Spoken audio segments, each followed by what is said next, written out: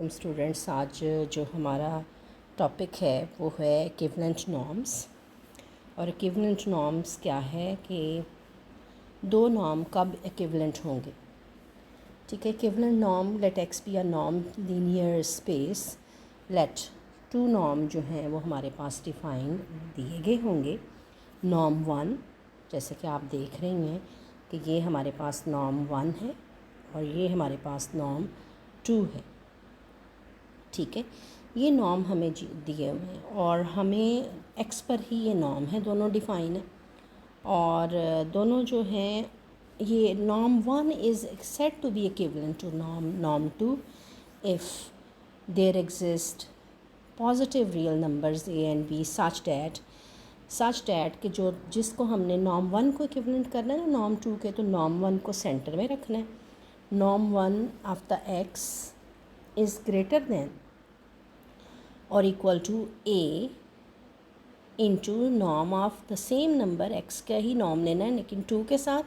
और ये जो नॉर्म वन है वो लेस दैन है B into norm two of X, यानी अगर फॉर ऑल एक्स, और फॉर ऑल एक्स के लिए ये कंडीशन अगर हमारी ट्रू हो जाती है, यानी दिस कंडीशन, ये जो कंडीशन है हमारी, ये अगर हो जाती है तो हम कहते हैं, क्या कहते हैं, ये वाली बात जो है वो हम कह देते हैं कि हमारे पास जो है, यानी क्या बात कह देते हैं, ये वाला कि नॉर्म वन, अगर ये शर्त पूरी होती है, अगर ये वाली शर्त पूरी होती है तो हम कहते हैं कि norm one is equivalent to norm two. Equivalent का साइन आपको पता है कि इस तरह से हम इसको इक्विवेलेंट्स का साइन जो है वो डालते हैं, यानी अगर ये कंडीशन होगी और अगर हमें नॉर्म टू को नॉर्म वन के इक्विवेलेंट करना है तो उस सूरत में हमें जहाँ ये नॉर्म वन लिखा है इस जगह पे हमें नॉर्म टू, और जो नॉर्म टू लिखा है वहाँ पे नॉर्म वन को दिखाना होगा। वेयर ए बी तो जनरल एनी रियल नंबर्स होंगे जिनकी मदद से हम इसको शो करेंगे। ये ए और बी जो हैं रियल नंबर होंगे और ये चेंजेबल है, क्योंकि जो नंबर हम यहाँ पे नॉर्म स्पेस का यानी एक्स का रखा करेंगे ना, जो हम यहाँ पे नंबर एक्स का रखा करेंगे, ये जो एक्स रखा हुआ है, ठीक है, ये जो एक्स रखा हुआ है, ये जो एक्स रखा हुआ है, इसके चेंज हो जाने से हमारे पास ए और बी जो है वो ऑटोमेटिकली जो है वो चेंज होंगे। तो ये हमारी दो नॉर्म को इक्विवेलेंट जो है वो कब होते हैं, उसकी डेफिनेशन थी।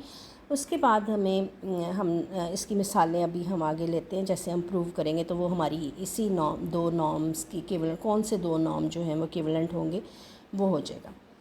तो एग्ज़ाम्पल इसके बाद हमें कुछ ये रिज़ल्ट है कि अगर नॉर्म वन इक्विवेलेंट होता है नॉर्म स्पेस में नॉर्म टू के, तो साबित करें कि नॉर्म टू भी इक्विवेलेंट है नॉर्म वन के। तो वेरी सिंपल रिज़ल्ट क्या किया हमने, हमें गिवन है कि norm one is equivalent to norm to.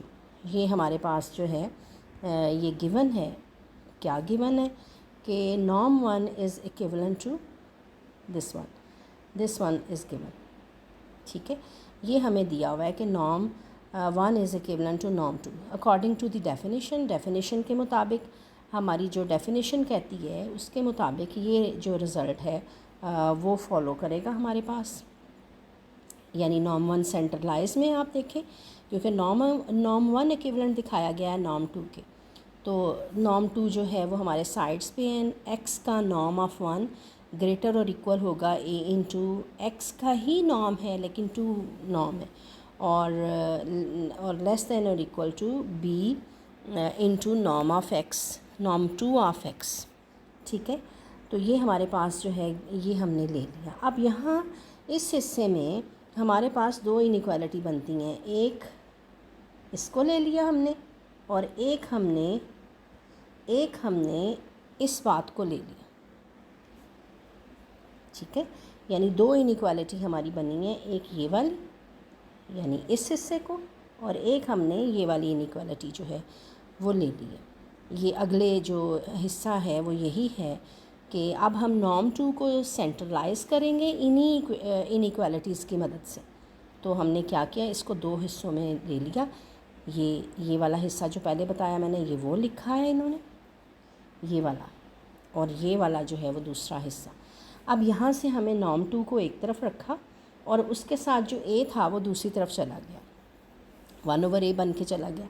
इसी तरह ये जो b है ये हमारा इधर चला गया। अब इन दोनों इनइक्वालिटी को अगर हम कंबाइन करें, ये दोनों इनइक्वालिटी जो हमारे पास बनी है, नॉर्म 2 हमने सेंटर में रख दिया, ठीक है, और यहाँ से हमारे पास ये रिज़ल्ट बन गया। ये a और b जो 1/a और 1/b बने हैं, ये हमारे जो हैं कांस्टेंट्स कोई से भी हो सकते हैं। मैंने बताया कि वो डिपेंड्स ऑन द नॉर्म्स। तो अब आप देखें कि 1/b और 1/a है तो कांस्टेंट ही ना, तो यहाँ पे हमारे पास जो है ये साबित हो जाता है। सेंटर में अब नॉर्म 2 है और कांस्टेंट ज़रब खा रहे हैं नॉर्म 1 वाले के साथ, तो इसका मतलब हमने ये साबित कर दिया कि ये नॉर्म 2 जो है वो इक्विवेलेंट है नॉर्म 1 के। अब हमारे पास ये मिसालें हैं कि ये नॉर्म नॉड और नॉर्म 1 हमें साबित करना है कि नॉर्म, और ये आर एन है। आर एन आपको बताया एन टुपल्स होते हैं हमारे पास, जो हमारा नॉर्म स्पेस या वेक्टर स्पेस है वो आर एन है, तो एलिमेंट जो होंगे वो एन सीट्स वाले होंगे। नॉर्म नॉड उसने डिफ़ाइन किया है नॉर्म नॉड जो है वो ये डिफ़ाइन किया है कि यानी क्या है, हमने x जो है, अब देखें आर एन का एलिमेंट ले रहे हैं ना हम, ये देखें नॉर्म जो है वो हम आर एन का ले रहे हैं, एक्स आर एन का एलिमेंट ले रहे हैं, तो हम x जो है वो हमारा आर एन को बिलोंग कर रहा है, ठीक है। और यहाँ पे हमारे पास जो है हमने x को लिया है xi1 xi2 and Son xn, ठीक है। ये हमारे पास जो है वो x है, और जो हमने y लिया है वो ये लिया है eta1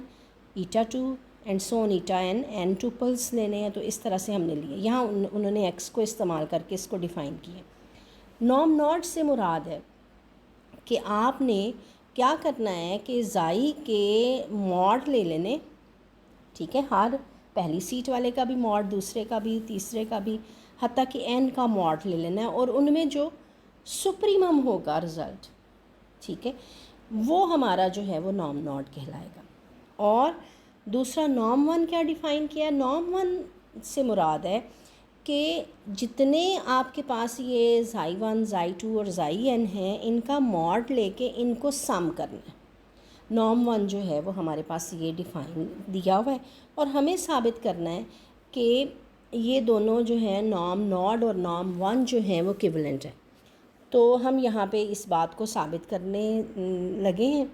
तो जैसे कि बताया मैंने कि मैंने क्या किया है कि मैंने आर एन के 2 एलिमेंट उठा लिए, और फिर मैंने यहाँ पे जो है क्या किया है कि जो इनके करस्पॉन्डिंग एलिमेंट्स हैं, x की जो पहली सीट है ज़ाई और y की जो पहली सीट है ईटा, इनको मल्टीप्लाई करके हमने मॉड डाला है और इन तमाम का सिग्मा ले लिया, ठीक है। सिग्मा मीन इनका सम ले लिया। जब हमने सम ले लिया तो इसका मतलब जो है वो हमारे पास ये बन जाता है ज़ाई, ये मैंने अभी बताया, xi1 eta1 mod plus xi2 eta2 mod plus सोन xn eta n मॉड, ठीक है, ये हमारे पास बन जाता है।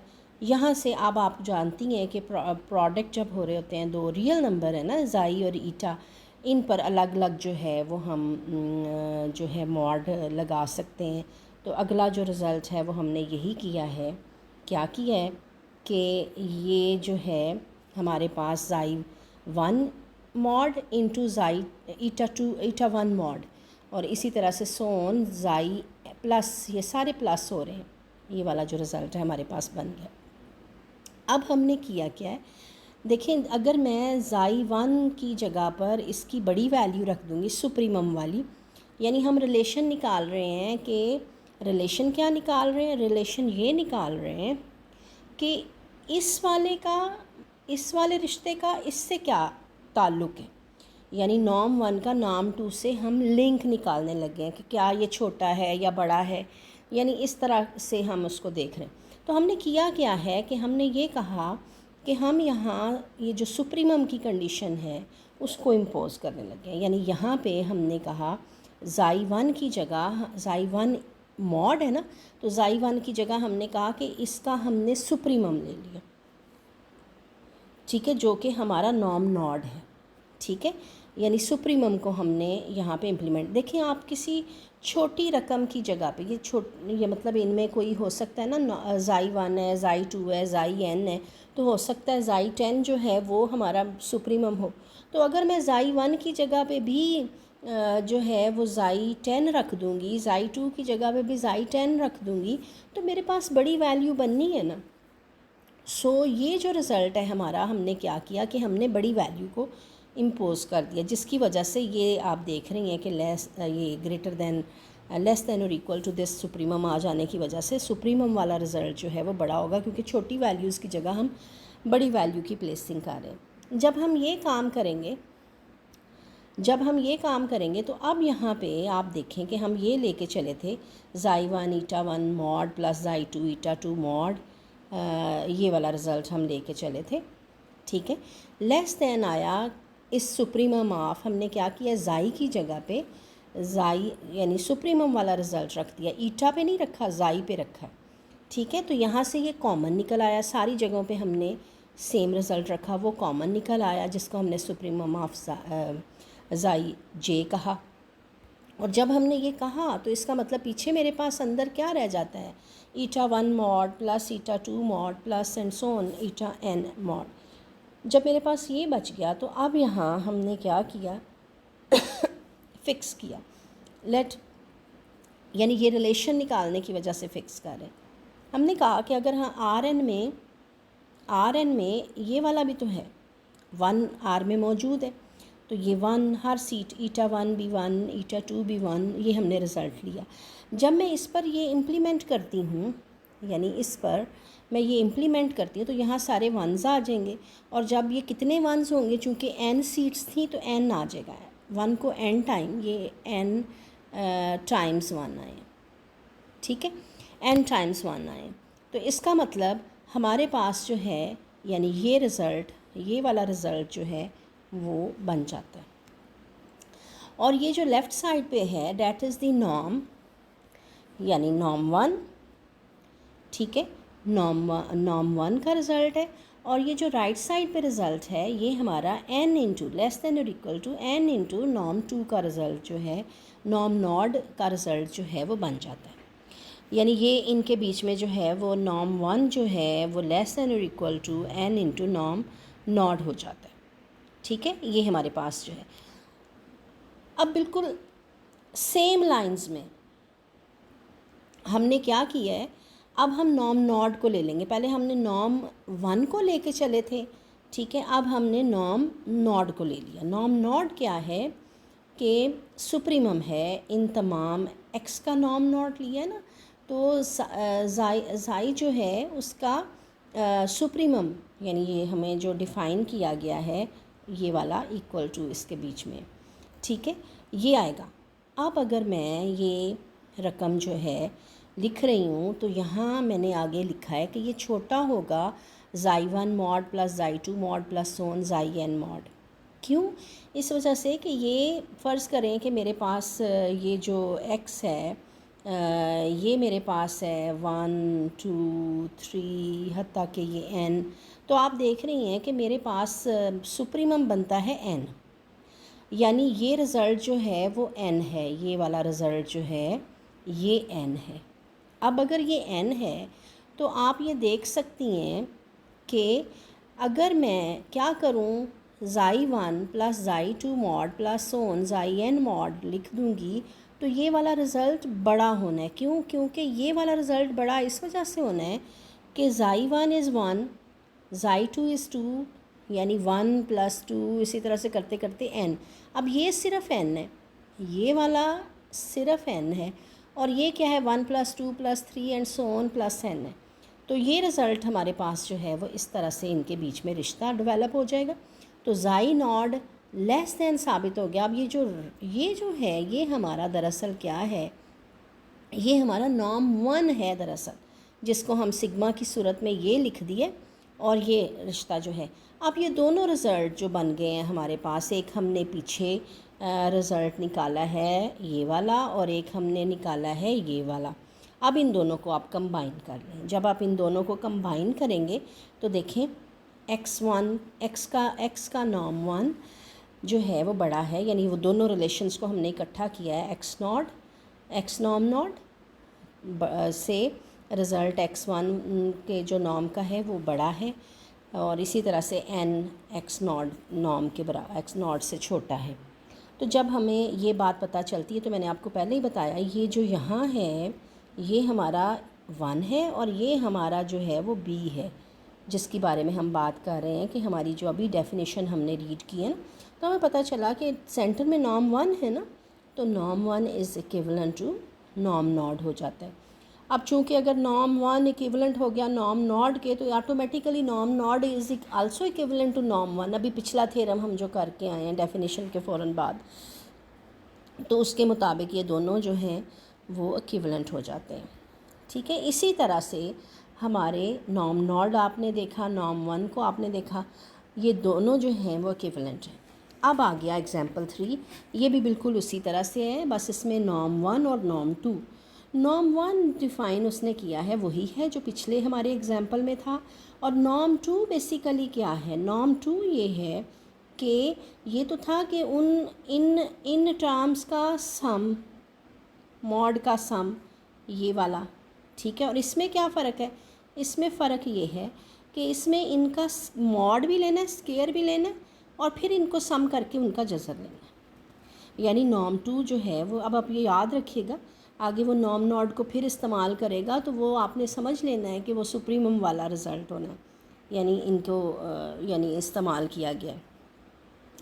हमें साबित करना है कि ये दोनों नॉर्म्स जो हैं वो इक्विवेलेंट हैं, तो इसके लिए हमने अगेन इन दोनों नॉर्म्स के बीच में ही रिश्ता डेवलप करना है। ठीक है, इसको डेवलप करने के लिए हमने नॉर्म 1 को पहले ले लिया, यानी क्या लिया हमने, ये किया बिल्कुल पिछले प्रोसेस की तरह, जैसे हमने पिछले प्रोसेस में किया है ना, बिल्कुल सेम लाइंस में। ठीक है, अब यहाँ लेकिन हम यूज़ कर रहे हैं कॉशी-श्वार्ज़ इनइक्वालिटी। कॉशी-श्वार्ज़ इनइक्वालिटी हमें ये कहती है कि sigma J vary from 1 to n, psi j n j mod less होता है सिग्मा ज़ाफ्ता जाइज़ मॉड का स्केयर इनटू और जज़र, और sigma J vary from 1 to n n j mod का स्केयर और जज़र। यानी ये हमने कॉशी-श्वार्ज़ इनइक्वालिटी जो आपने पढ़ी हुई है उसको इस्तेमाल की है। अगर आप इसको खोलें तो ये रिज़ल्ट बनता है, और इसको खोल दिया हमने, इसको खोल दिया, ये वाले राइट वाले हिस्से को जो है वो खोल दिए, तो वो रिज़ल्ट हमारे पास ये बनता है। अब अगेन जैसे हमने पिछले प्रीवियस एग्जांपल में किया है कि फ़िक्सिंग की है, क्योंकि हम रिलेशन निकालना चाहते हैं नॉर्म 1 और नॉर्म 2 के बीच में क्या ताल्लुक़ है। तो यहाँ पे हम क्या कर रहे हैं, ईटा 1, ईटा 2 और ईटा n को हम फिक्स करने लगे हैं, 1 1 रखने लगे। जब मैं 1 रखूँगी तो आप देखिए यहाँ पे, जब मैं 1 रखूँगी, यहाँ 1 रखूँगी, यहाँ 1 रखूँगी और यहाँ 1 रखूँगी, तो ये बेसिकली क्या हमारे पास आ जाएगा, ये हमारे पास जो है ये देखें n का n टाइम जमा हुए हैं और जज़र आ जाएगा, और लेस दैन दिस, यानी हमारे पास जो है ये वाला नॉर्म 1 और नॉर्म 2, इसको कहते हैं नॉर्म 1, और ये जो हिस्सा बना है ये हमारे पास नॉर्म 2 है x का।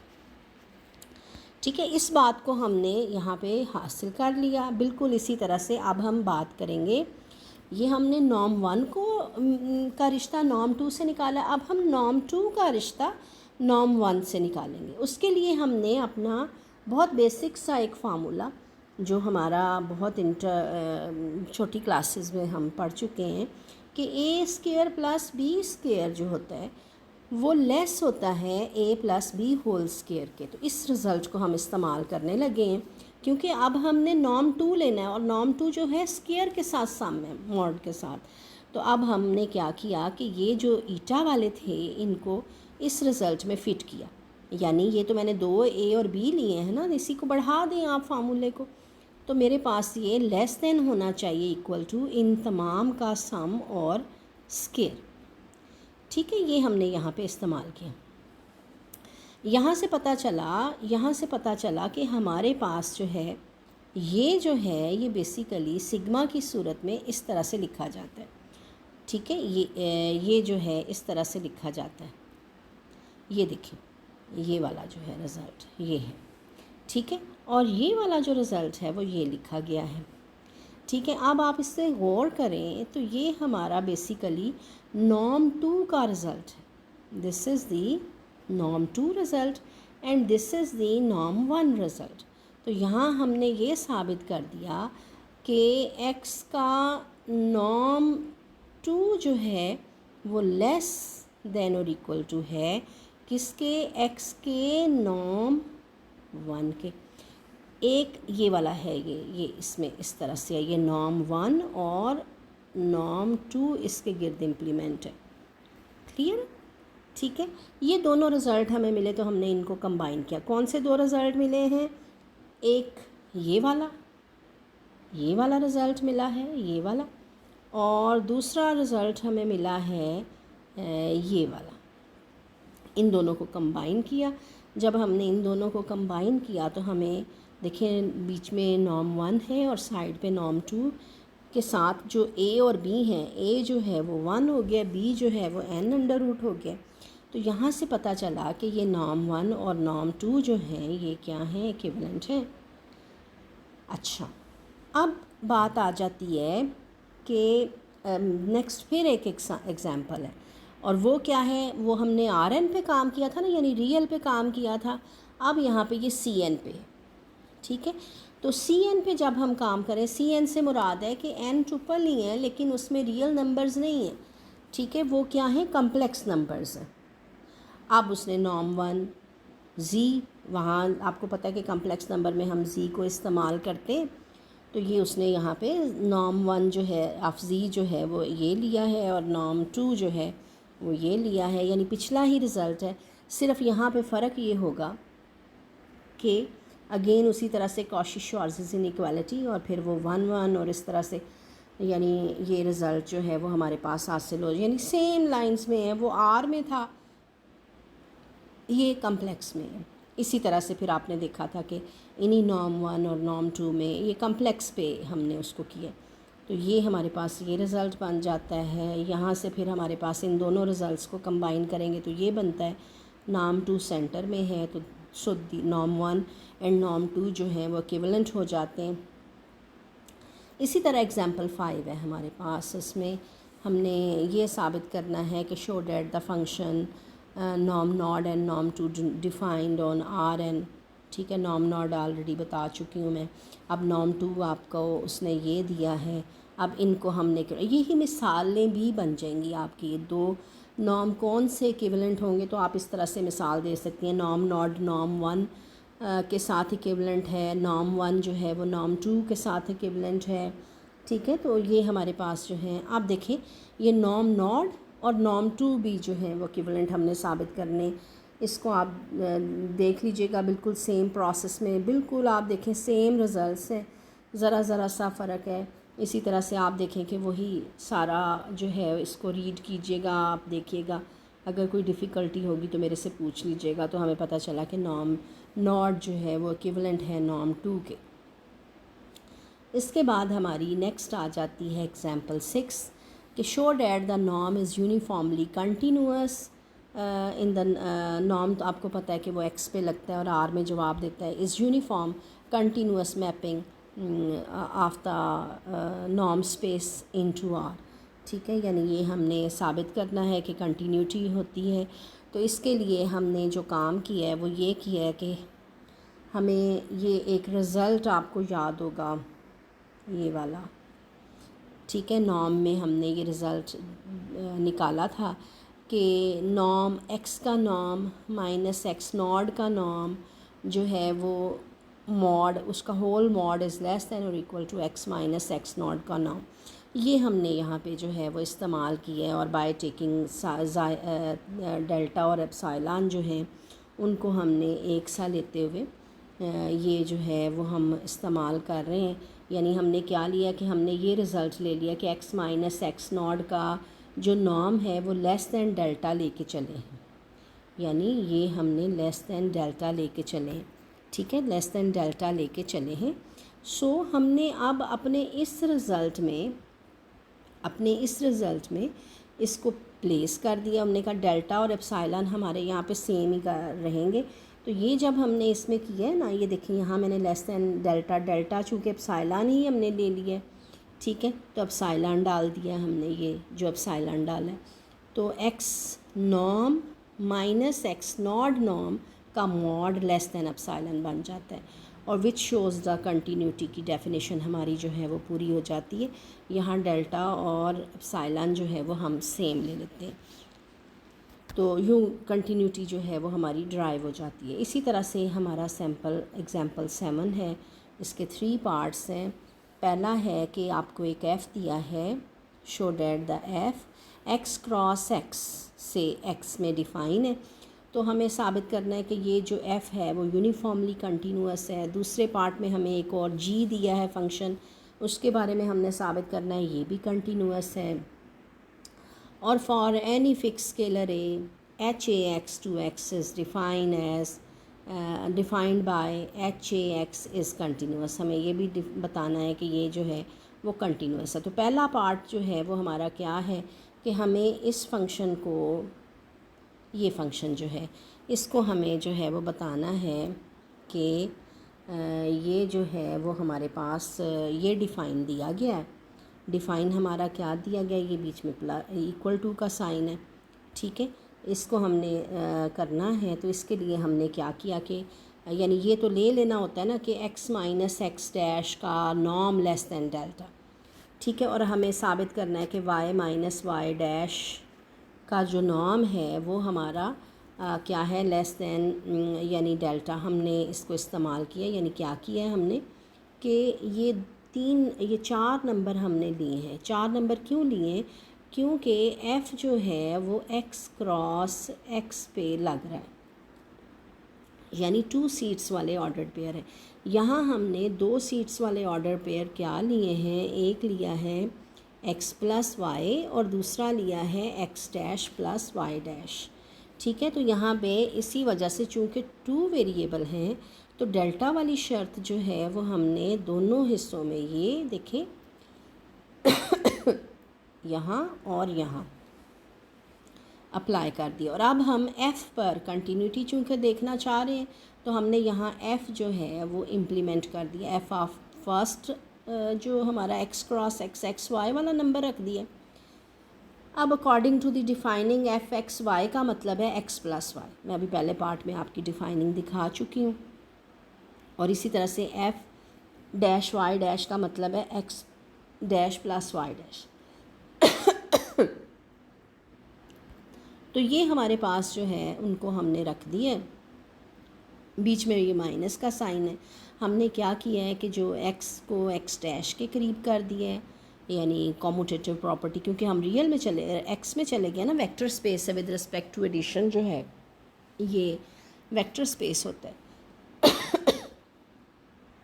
अब according to the norm space, sum of 2 term का नॉर्म जो होता है वो लेस दैन और इक्वल टू होता है अलग अलग का सम, नॉर्म लेके सम लेना। तो यहाँ हमने जो है वो प्रॉपर्टी इस्तेमाल की है, कौन सी वाली की है, x plus Y norm is less than और equal to x norm plus Y norm. इस प्रॉपर्टी को हमने और ये हम लेके चले हैं कि ये भी लेस दैन डेल्टा है और ये भी लेस दैन डेल्टा है। सो यहाँ से पता चला कि एफ एक्स वाई माइनस, यहाँ से हमें पता चला, हम चूँकि लेके चले थे ना कि डेल्टा जो है वो एप्सिलॉन बाय 2 लेके चले थे, ठीक है। तो यहाँ पे हमने डेल्टा की जगह पे जो है, यहाँ पे डेल्टा की जगह पे ये वैल्यूज़ को रखा है। जब इनको सम अप करेंगे तो लेस दैन एप्सिलॉन, तो आपने देखा कि ये कंडीशंस हमने ली थी, तो हमारा ये बात जो है वो साबित हो जाती है। This is called the continuity, ठीक है। यूँ हमने पहला जो f है उसकी कंटिन्यूटी जो है वो प्रूव कर दी। सेम लाइंस में हमारी जो है दूसरा पार्ट कि g की कंटिन्यूटी बतानी है। g से मुराद है कि a और x और a नॉट और x नॉट क्या है, a x हो जाएगा। g ऑफ a x से मुराद है, ज़रब दे दें इनको एलिमेंट्स को, a x minus a not x not, ठीक है। और यहाँ पे अब हमने क्या किया, इसमें एडिंग और सब्ट्रैक्टिंग की है, यानी क्या की है, ए नॉट एक्स हमने ऐड भी करवाया है। ये आप देख रही हैं, ये जो आप देख रही हैं ना, ये देखेंगे ये वाली टर्म हमने ऐड और सब्ट्रैक्ट करा दिए हैं। अब इनमें से कॉमन निकाला है। कॉमन निकालने के बाद हमारे पास जो है इस तरह से ये रिज़ल्ट्स बन जाते हैं। इसको हमने लेस दैन और इक्वल टू जो है वो दो हिस्सों में स्प्लिटिंग कर दी है, यानी क्या की है, एक हमने ये वाली जो है टर्म ये वाली, फिर ये वाली सम ऑफ द नॉर्म्स, अलग अलग का सम ऑफ द नॉर्म्स को हमने अप्लाई कर दिया। यहाँ से पता चला कि G A X minus G of A naught X norm जो है वो लेस दैन और equal to this result. No delta जो है वो हमने इसको कंसीडर कर लिया है, क्योंकि हमारे जो रिज़ल्ट्स हैं उसके मुताबिक X naught norm plus A N mod का whole square plus 4 epsilon minus x norm minus A naught mod जो है इसको हमने डेल्टा कंसीडर कर लिया। सो यहाँ से हमें पता चला कि डेल्टा स्केयर क्या होगा, ये हमने इसकी स्क्वेयरिंग को किया है, तो हमारे पास जो है वो ये रिज़ल्ट बन जाता है। ठीक है, और यूँ delta square plus X naught norm plus X N norm into delta minus epsilon आ जाएगा। दिस इम्प्लाइज हमने ये जो शराइत हैं उनको ये हम लेके चले हैं ना, जैसे हमने शुरू में इस्तेमाल किया था पहले थ्योरम में, वहाँ चूँकि x और y इस्तेमाल किए थे, यहाँ हमने a और x को इस्तेमाल किया, तो ये हमारे पास जो है ये हमारे पास कंडीशन मौजूद है। तो इसका मतलब यहाँ पे हमारे पास जो है वो a माइनस ए नॉट जो है ये लेस दैन डेल्टा रखा जाएगा। इसी तरह से ये जो है वो लेस दैन डेल्टा रखा जाएगा। ठीक है, वो हमने यहाँ पे इस्तेमाल कर दी है। और बाकी जो हमने बीच में ये वाली जो चीज़ें हैं इनके लिए वो जो दूसरी शर्त पीछे हम ये जो लेके आए हैं, ये वाला जो शराइत है उनको हमने लागू कर दिया। और यहाँ से हमारे पास जो है जब हम इसको मुख्तसर करवाया तो हमारे पास ये जो रिज़ल्ट है वो एप्सिलॉन आ जाता है। एप्सिलॉन हमने ये इसी वजह से लिया था कि क्योंकि ये वाला रिज़ल्ट आप देखें, ये वाला ये एप्सिलॉन जो है वो हमारे पास बन जाता है। यूँ ये जो है वो साबित हो जाता है इसकी कंटिन्यूटी। बिल्कुल इसी तरह से आपका जो है वो थर्ड वाला जो है प्रूफ है, थर्ड वाले प्रूफ में भी हमने कंटिन्यूटी ही साबित करनी है। एच ए एक्स और minus H a x not हमने ले लिया है। यहाँ पे अब आप देखें कि एच ए एक्स से मुराद है ए एक्स और एच ए एक्स नॉट से मुराद है ए एक्स नॉट। ए कॉमन निकाल लिया बाय दी नॉर्म की जो बेसिक्स हैं उनके मुताबिक, नॉर्म की जो बेसिक्स हैं उनके मुताबिक हमारे पास ये जो है इस्तेमाल हुआ है कि मॉड जो है वो बाहर निकल गया। और यूँ हमारे पास हमने डेल्टा जो है एप्सिलॉन बाय ए मॉड ले लिया।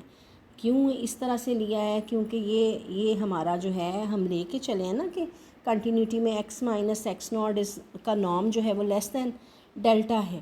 तो जब मैं यहाँ डेल्टा रखूँगी तो इसको हमने इसी वजह से डेल्टा जो है एप्सिलॉन बाय ए रखा है। डेल्टा इस वजह से एप्सिलॉन बाय ए लिया है कि यहाँ जब हम एप्सिलॉन बाय ए मॉड रखेंगे ना तो ए मॉड से कैंसिल हो जाएगा।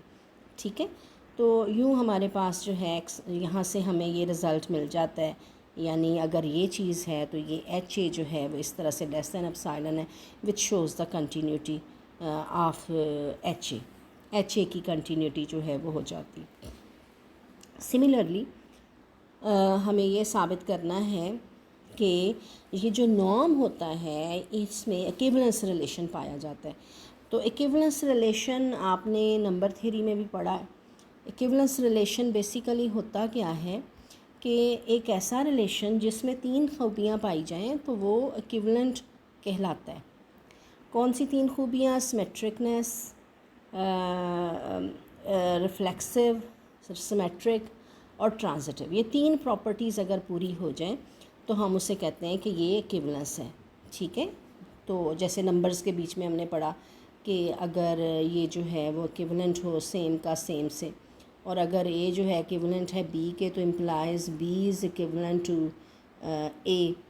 और इसी तरह से तीसरी शर्त इक्विवेलेंस की, ये पहली है, ये दूसरी है और ये तीसरी है कि अगर ए इक्विवेलेंट होता है बी के एंड बी इक्विवेलेंट होता है सी के तो implies A is equivalent to C. तो यहाँ हमने यहाँ नंबर लिए थे ना, तो यहाँ हमने अब नॉर्म जो इस्तेमाल हो रहा है ना उसको ये चीज़ें जो हैं वो साबित करनी।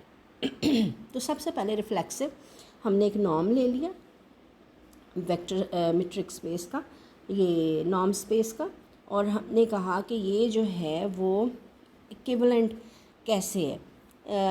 इसको हमने इस तरह से लिया कि आप ये देखें कि अगर आप ये नॉर्म को अपने ही, क्योंकि यहाँ इस नॉर्म को अपने साथ ही इस नॉर्म को अपने ही इक्विवेलेंट साबित करना है, तो इस बात को साबित करने के लिए जो सेंटर में भी वही नॉर्म आना है, ये देखें, और साइड पे भी वही नॉर्म आना चाहिए, और ए और बी ये उसने डेफिनेशन को इस्तेमाल किए, ठीक है।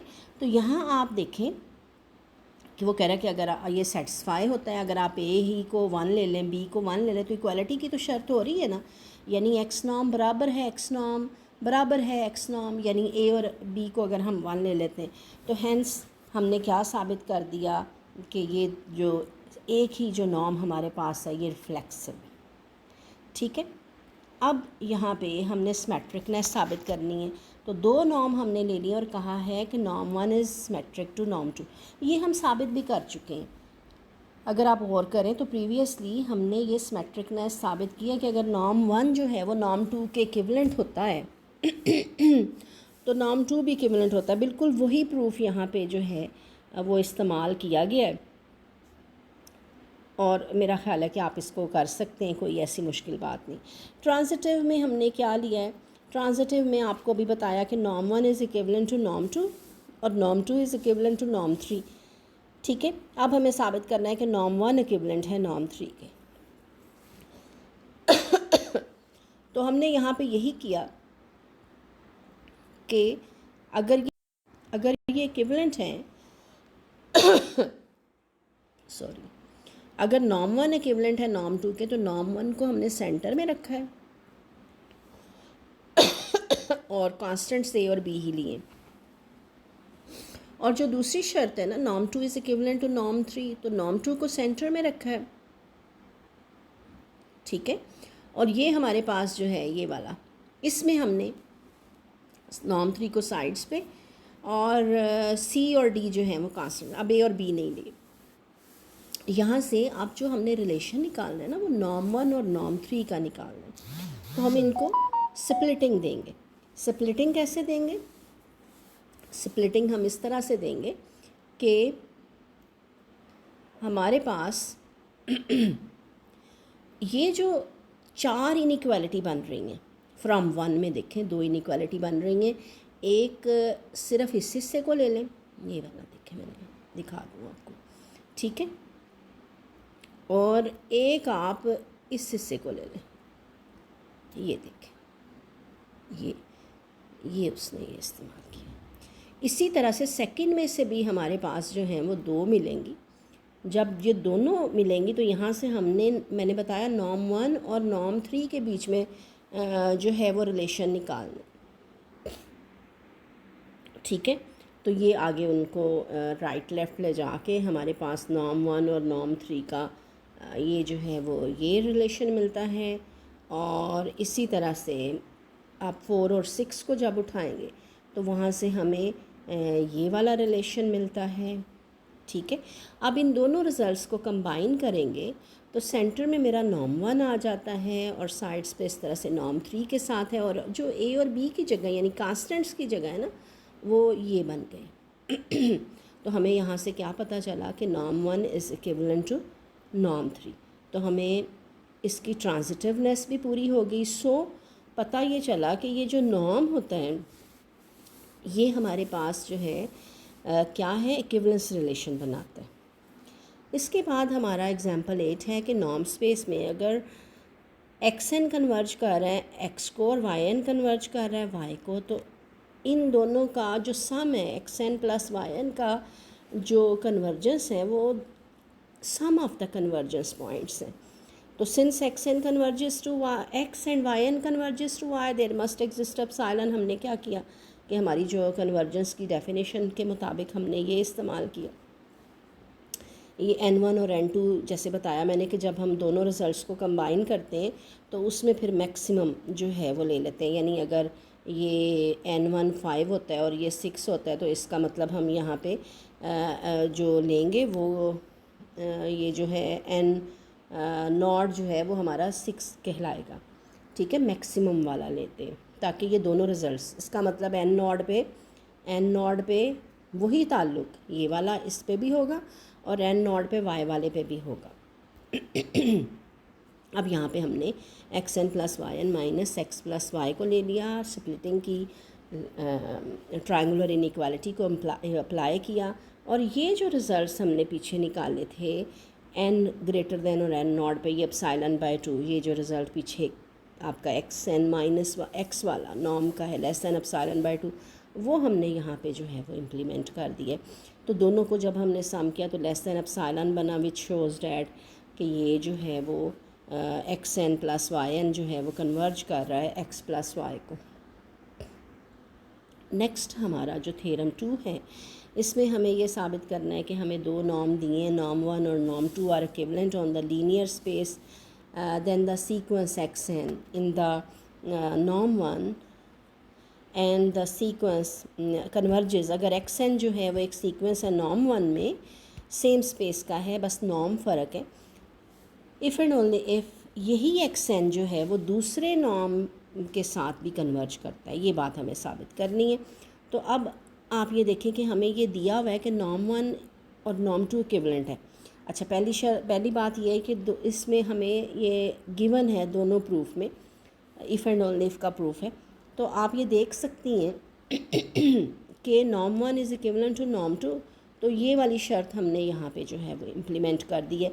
अब यहाँ पे हमने सिर्फ़ और सिर्फ जो है वो ये वाली शर्त को लिया, दो ही शराइत निकलती हैं, एक ये वाली निकलती है ना, और एक हमारे पास जो है वो ये वाली शर्त निकलती है। इनको आगे जो है वो हमने दो हिस्सों में इनइक्वालिटी बना ली हैं। अब since x n converges in to x in norm 1, अगर नॉर्म 1 में कन्वर्ज करता है ये सीक्वेंस, तो for any epsilon greater than 0 there exist, norm 1 में कन्वर्जेंस ले रहे एक्स एन माइनस एक्स का norm 1 less than a epsilon. ये क्यों लिया हमने? चूँकि साबित करना है नॉर्म 2 में जो है वो कन्वर्जेंस हो रही है, तो इसका मतलब हमने यहाँ ये जो रिलेशन है ना इसका इस्तेमाल करना है। इसका नॉर्म 2 का रिलेशन इसके साथ क्या है? नॉर्म 2 का रिलेशन नॉर्म 1 के साथ ये है। ठीक है, यानी नॉर्म 2 एक्स पर जब लगता है तो ए डिवाइड में आता है। फॉलो करें इस चीज़ को। तो इस वजह से हमने इस तरह से यहाँ से पता चला कि ये जो है ये हमारे पास ये शराइत सेम नंबर रख दिया हमने। ये देखें, ये सेम नॉर्म 2 में और नॉर्म 1 में, और रिलेशन जो प्रीवियस अभी मैंने दिखाया वो ए के साथ है।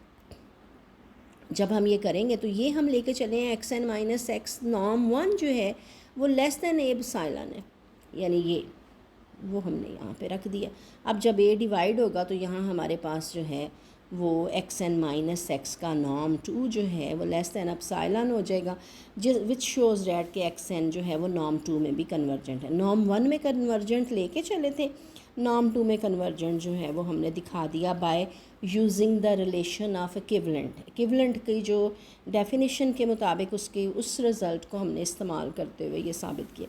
इसी तरह से कन्वर्स प्रूफ ये होना है कि नॉर्म 2 में कन्वर्जेंट है, तो हमने इक्विवेलेंट की डेफिनेशन को लेते हुए अब वो दूसरा जो हमने एक इस्तेमाल किया था ना इनइक्वालिटी में इक्विवेलेंट का एक हिस्से का, तो हम यहाँ पे अब जो है वो दूसरे हिस्से को इस्तेमाल करेंगे। तो आप यहाँ देखिए नॉर्म 2 पे कन्वर्जेंट हमने ले लिया है, तो x n minus x norm 2 less than epsilon by b. क्यों ये लिया, बी क्यों लिया? इस वजह से लिया कि आप देखिए मैंने बताया कि ये जो इक्विवेलेंट में ना दो चीज़ें हैं, ये और ये। अब हम इसको इस्तेमाल करेंगे, इसको इस्तेमाल करेंगे। ठीक है, इस वजह से जब हम नॉर्म वन की तरह ये देखें b into x n minus x का नॉर्म आ जाएगा और लेस दैन एप्सिलॉन हो जाएगा। यहाँ से हमारे पास ये b की शराइत को इस्तेमाल किया है ना, तो ये जब हम रखेंगे तो ये एप्सिलॉन हो जाएगा which shows that x n is convergent in norm one.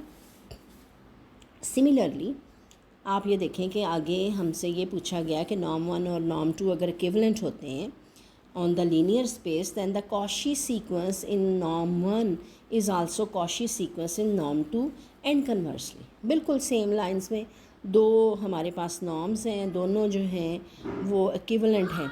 जब इक्विवेलेंट हैं तो हमारे पास जो अब आप ये देखें कि हमने नॉर्म 1 और नॉर्म 2 इक्विवेलेंट लिए हैं, तो हमने यहाँ पे ये जो डेफिनेशन है वो अपनी लगा दी है।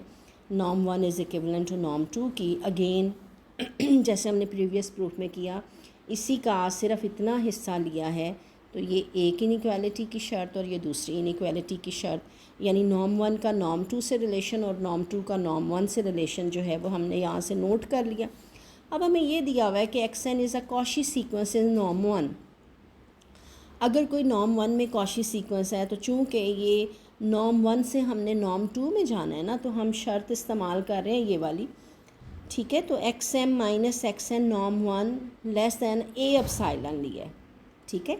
ए क्यों साथ हमने लगा लिया है, इस वजह से लगाया कि क्योंकि रिलेशन में ताकि ए कट जाए, ठीक है। तो अब हमने अपनी वो जो इनइक्वालिटी है ये वाली ये वाली जो ए वाली इनइक्वालिटी है वो हमने यहाँ पे फिट कर दिया। वहाँ सिर्फ एक्स है ना, यहाँ x m minus x n इस्तेमाल हुआ, ठीक है, क्योंकि कॉशी सीक्वेंस साबित करना है। अब ये हमारे पास जो है वो लेस दैन ए एप्सिलॉन है, ए से हम डिवाइड कर रहे हैं, तो ये बेटा ए से कैंसिल हो जाएगा और हमारे पास जो है वो कॉशी सीक्वेंस इन नॉर्म 2 हो जाएगा।